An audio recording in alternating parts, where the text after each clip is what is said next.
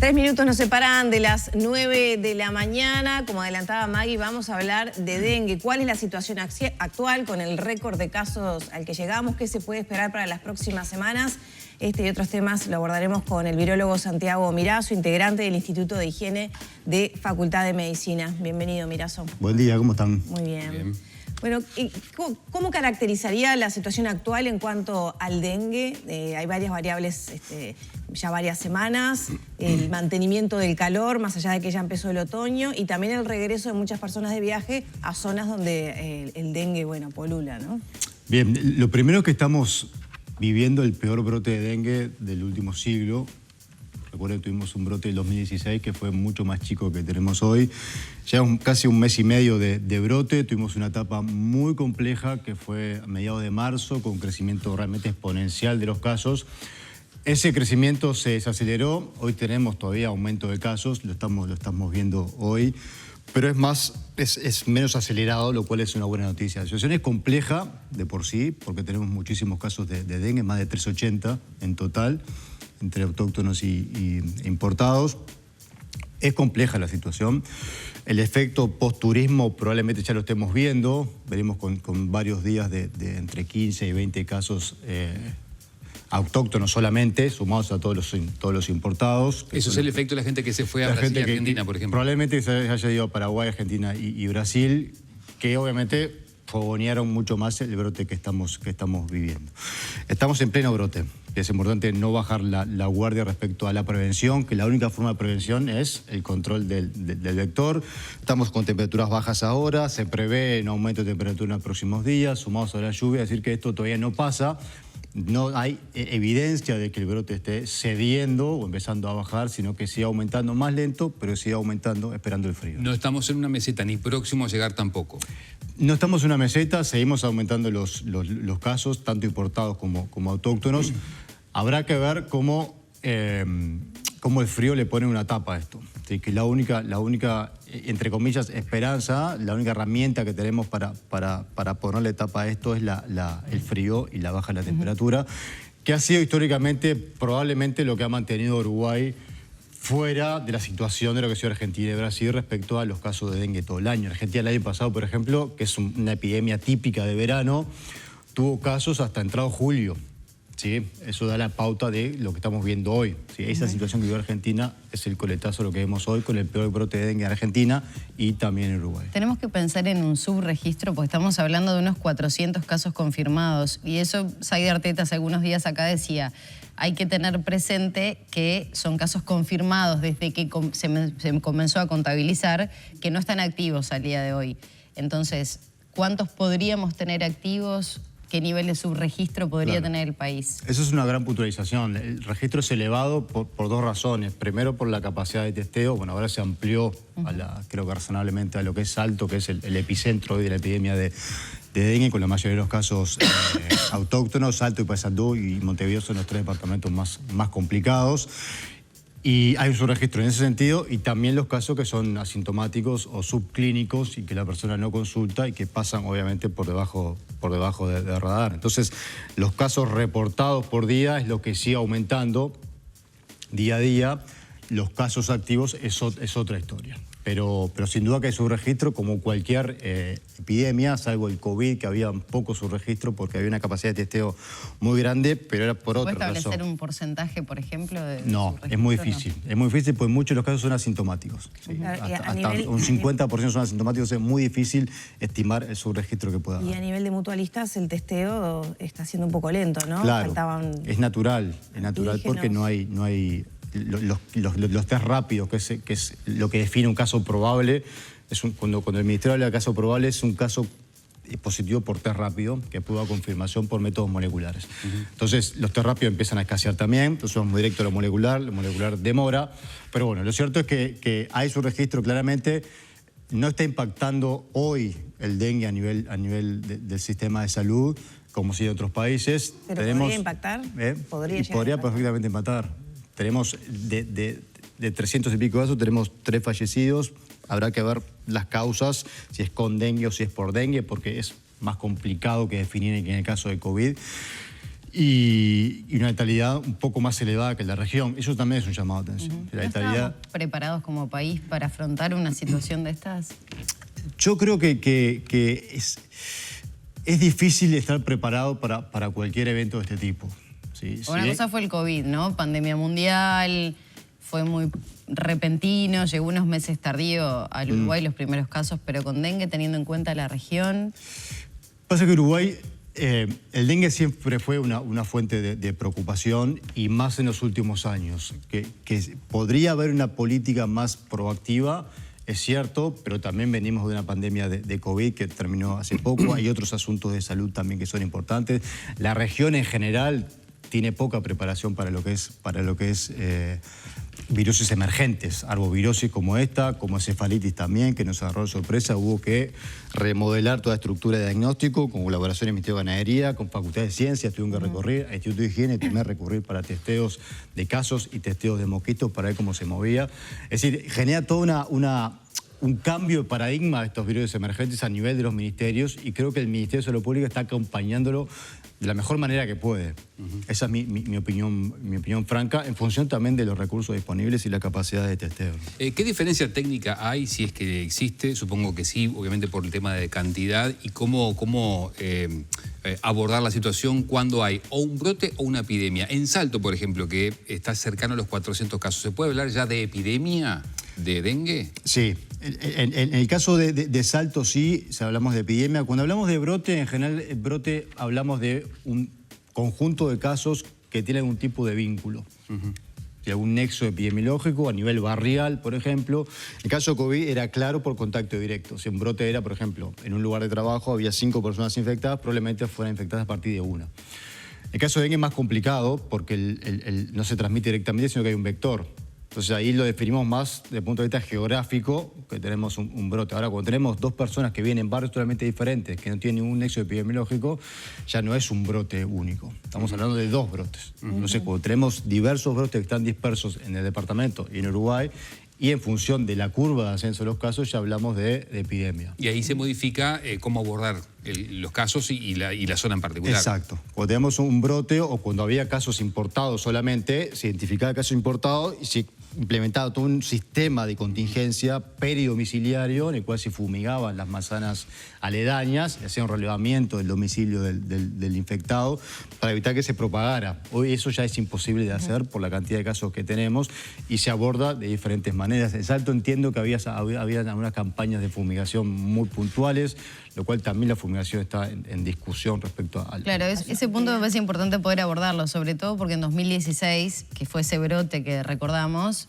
y si no me equivoco era la época que se fumigaba a las primeras horas de la mañana por las calles, parecía un pueblo fantasma por momentos. Entonces, ¿qué efectividad tiene la fumigación y qué puede provocar además, ¿no? Porque también se termina afectando el ecosistema, se mata otro tipo de insectos que son fundamentales para el ecosistema. Sí, es una buena pregunta. La fumigación está recomendada para ciertos puntos en el cual tenés un brote importante identificado y delimitado geográficamente. Ahí está recomendada la fumigación justamente para bajarle la carga. El problema de usar la fumigación masiva tiene un efecto similar a lo que son el uso masivo de antibióticos. Puede generar resistencia en las poblaciones de mosquitos y más los efectos deleterios que vos decías. Esas 2 cosas suman que no sea costo efectivo fumigar de forma masiva.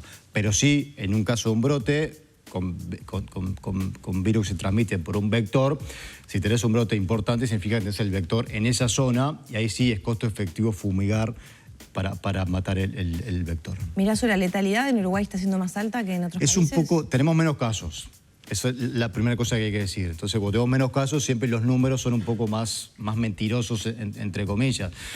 La región tiene una letalidad de menos 0,5% y Uruguay tiene una letalidad que está en cerca del 1%. Pero insisto, seguramente tiene que ver más con el número total de casos que tenemos y que también tenemos su registro, probablemente menos su registro que otros, más su registro que otros países. Entonces la letalidad es un valor que hay que mirarlo con lupa, pero en el contexto actual de la cantidad de casos que tenemos, dejarlo por ahí. ¿Cómo es el virus del dengue, este arbovirus que usted mencionaba, y qué le produce al cuerpo humano? El virus del dengue es un flavivirus, es la familia del virus de la hepatitis C, y a pesar de ser parecidos, tienen comportamientos totalmente diferentes. Infecta una gran cantidad de células, ingresa obviamente por las primeras células que infectan son las células de la piel, y de esa manera después se traslada a lo que es sangre, y a partir de la sangre migra a diversos sitios anatómicos. Diversos órganos pueden ser afectados en un dengue grave, principalmente lo que es hígado. Hígado es como entre comillas, la base de operaciones del dengue, en el cual se ve afectado seriamente, sobre todo en casos severos, pero afecta a otras regiones anatómicas. Y en el caso severos es un virus sistémico. ¿Sí? Se pide sistémico porque es un virus que afecta a todo el sistema. ¿Sí? Todos los sistemas del cuerpo, y eso es lo que termina generando un desenlace muchas veces fatal cuando los casos son graves, y los casos graves son pocos. Entonces, pero ahí las comorbilidades juegan un rol importante. Ahí las comorbilidades juegan un rol importante. Diabetes, por ejemplo. ¿Qué le pasa a alguien que tiene dengue para un próximo contagio o qué secuelas puede dejar aunque no sea grave? Bueno, hay un mito muy extendido en el cual creo que lo conversábamos en otros ámbitos, que una persona que fue infectada con dengue, cuando tiene una reinfección, fallece. Sí. Bueno, eso es un mito. Lo que sí es verdad es que el riesgo o la probabilidad de un dengue severo en una reinfección es mayor, que no es lo mismo. De todas maneras, una persona infectada con dengue tiene cierta protección por 3 o 4 meses antes de poder ser susceptible a una reinfección. Pero sí es verdad, y sobre todo con serotipos distintos. El dengue tiene 4 serotipos. Si una persona es reinfectada con un serotipo distinto después de ese periodo de 4 meses, el riesgo de enfermedad severa es bastante más elevado que una persona que tiene una primera infección. Mira, eso de acuerdo a la situación actual del Uruguay con esta baja letalidad, con los casos que si bien siguen creciendo, no estamos en una meseta, pero no se está dando un crecimiento muy masivo. No es pensable la vacunación. Uruguay no tiene condiciones epidemiológicas para la vacunación. En eso la Comisión Asesora de Vacunas lo definió así, yo coincido. Ajá. La vacunación de dengue tiene algunos aspectos que son interesantes discutir. Es una vacuna atenuada. A diferencia de la vacuna de COVID, es una vacuna que es a virus vivo, o sea, el virus está vivo. Y eso de por sí tiene implicancias importantes a la hora de aplicar la vacuna. Por ejemplo, embarazadas, niños muy pequeños, personas inmunodeprimidas, que son las poblaciones de riesgo para dengue, no se las puede vacunar con esta vacuna. Es una vacuna a virus vivo. Entonces ahí tenemos que replantearnos el esquema de vacunación. Son vacunas que están previstas más para zonas endémicas, de altísima circulación viral, y son vacunas que no están previstas que erradiquen el dengue ni que lo controlen de forma definitiva. Son vacunas simplemente para intentar bajar la carga en esas zonas que son altamente endémicas. Entonces, para algunas personas sí podría estar recomendado, inmunodeprimidas, por ejemplo, ¿podría ser más recomendable la vacunación? Pasa que esta vacuna en personas inmunodeprimidas no se les puede dar. Tampoco. No se le puede aplicar. En mujeres embarazadas tampoco, y en niños muy pequeños tampoco, que son las poblaciones de riesgo. Digamos, en términos poblacionales y por rango etario, los casos más severos de dengue se ven en niños. Y esos niños muy pequeños, por ser una vacuna virus vivo, muchas veces, por diversas razones, no se los podría vacunar. Entonces, el uso de la vacuna está restringido a población sana, ¿sí?, que es la que tiene menos riesgos a desarrollar un dengue severo. Pasando raya, entonces, tenemos que cuidarnos de los mosquitos, fumigar puntualmente algún caso y rezar para que venga el frío, básicamente. Básicamente son esas 3 razones, y la batalla central está en el vector. Claro. Yo creo que la vacuna no va a alcanzar para lo que es la región. Hay otras estrategias de liberación de mosquitos irradiados, que es una forma de controlar la población de mosquitos. Uruguay tiene un proyecto con OPS, Instituto de Higiene y Ministerio de Salud Pública, para en el futuro liberar mosquitos irradiados con rayos X para bajar la fertilidad de la población de mosquitos, para controlar. Pero ninguna medida por sí sola va a ser capaz de controlar. Mosquitos que no puedan reproducirse o que no puedan ser vector del virus. Genera crías que son infértiles. Claro. Entonces, eso hace que la población de mosquito baje, pero para futuro queda planteado el desafío del dengue. ¿Sí? La gran pregunta que nos queda hoy, y de hecho el lunes va a haber un seminario en el Instituto de Higiene sobre esto, es ¿qué va a pasar con dengue? ¿Sí? Si llegó para quedarse o por este año pasa y no vuelve por varios años más. Dada la situación que tenemos hoy, con la cantidad de casos que tenemos, con la población de mosquitos, los cambios climáticos que conocemos todos, aumento de temperatura, regímenes pluviométricos, es probable que el dengue haya llegado para quedarse, pero habrá que ver qué pasa y ese es el gran desafío en los próximos años. Mira, eso hay un aspecto que usted explicaba hace algunos días, tiene que ver con las características del invierno de nuestro país a diferencia de la región, porque llama la atención que de repente Argentina, Brasil, Paraguay tengan todo el año dengue y Uruguay no. ¿Eso tiene que ver con las temperaturas, que el invierno es parejo en todo el país? Es lo más probable. Es la explicación más plausible porque de hecho en Argentina los casos que hubo de dengue hasta julio, entrado julio, era más que nada al norte, ¿sí? lo que es pasando el nivel de Artigas, más al norte, la provincia más del norte. Y Uruguay en ese sentido tiene un invierno mucho más parejo, incluso el norte puede ser hasta más frío que el sur. En un momento eso explicaría, o es la hipótesis más probable, que en invierno la población de mosquitos es arrasada, prácticamente no hay. Pero hay otro punto, que también son trabajos muy recientes, en el cual los huevos son, sí, más resistentes a las condiciones ambientales que los animales, que los mosquitos vivos. ¿A la temperatura también? A la temperatura también, y ante cualquier aumento de temperatura, aumento de humedad, los huevos pueden eclosionar. 17 grados es ahí el límite, ¿no? Ese es el límite que se marca. De todas maneras son límites... hay algunos trabajos y son límites también teóricos. Nosotros estamos con un proyecto justamente para ver el impacto de la humedad de temperatura en supervivencia de mosquito. Pero lo importante es que esos huevos que están incubados y que son resistentes también pueden estar infectados con el virus. Claro. Eso lo llama transmisión transovárica o vertical, en el cual la hembra infectada es capaz de transmitirle el virus a un porcentaje de los huevos, no todos. Entonces, cuando el huevo eclosiona, el mosquito también ya sale infectado con virus dengue. Eso mantiene el ciclo durante todo el año. La clave es el vector. Mira, ¿Cómo convive esto con la gripe, el COVID, bueno, encefalitis? Pareciera ser que siempre hay uno preponderante, ¿no? Pero ahora estamos con todo. Y si alguien tiene síntoma parecido a la gripe, ya no sabés, nos reíamos un poco antes de empezar la nota, ¿no? Si es COVID, si es gripe, si te agarraste dengue, son todos síntomas parecidos. ¿Cómo podría caracterizar la situación en general de todo esto que está conviviendo desde la pandemia del COVID, por lo menos, ¿no? Bueno, primero que las infecciones emergentes y reemergentes, de tanto dengue como encefalitis, son reemergentes, pues ya tuvimos en un momento y ahora vuelven. COVID fue una emergente, no la vimos venir y nunca habíamos tenido. En los últimos 50 años han aumentado dramáticamente su incidencia. Han aparecido todos los años, lo hemos visto en estos 4 o 5 años, hemos tenido una emergente o reemergente por año.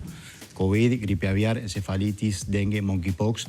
Esto habla a las claras de la situación actual que estamos viendo a nivel humanidad, me refiero, no a nivel país. Uruguay tiene una suerte, creo que lo hemos hablado en este mismo programa hace un tiempo atrás, que en el caso de COVID se manifiesta en verano, ¿sí? Y no en invierno. Entonces, no coincide con las clásicas infecciones respiratorias de invierno, que son respiratorio sincicial, influenza, que son las que tienen más impacto. COVID circula en verano, entonces, por lo menos hasta el año pasado, hasta este año, entonces no impacta tanto a nivel hospitalario. Habrá que ver dengue. Lo esperable es que dengue baje, obviamente, son epidemias típicas del verano. No es esperable encontrar dengue en invierno, en ningún país no hay, salvo países tropicales que tienen temperaturas homogéneas durante todo el año.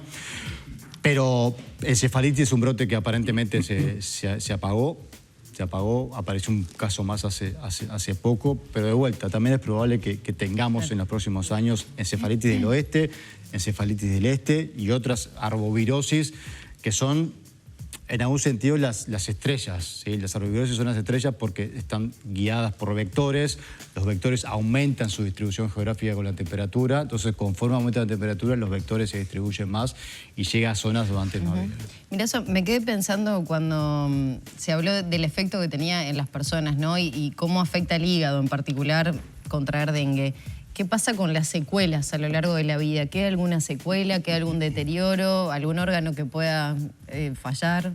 No, lo que el COVID, por ejemplo, tenía cierta situación el COVID tiene, complicada, sí, ese es un paréntesis importante. Los efectos del COVID largo, COVID prolongado, hoy los estamos viendo y son realmente un llamado de atención. Era una de las cosas que se pensaba que podía generar problemas de salud pública, realmente lo está generando. Por ejemplo, ¿qué tipo de problemas está teniendo? Problemas neurológicos, problemas musculares, problemas cardíacos. El COVID largo puede tener efectos a largo plazo. No de por vida, pero sí efectos a largo plazo que dificultan la recuperación y muchas veces son limitantes. En el caso del dengue, sobre todo el dengue severo, la recuperación es mucho más prolongada que en el caso de dengue. La mayoría de los casos de dengue se recuperan en un periodo de 14 días máximo.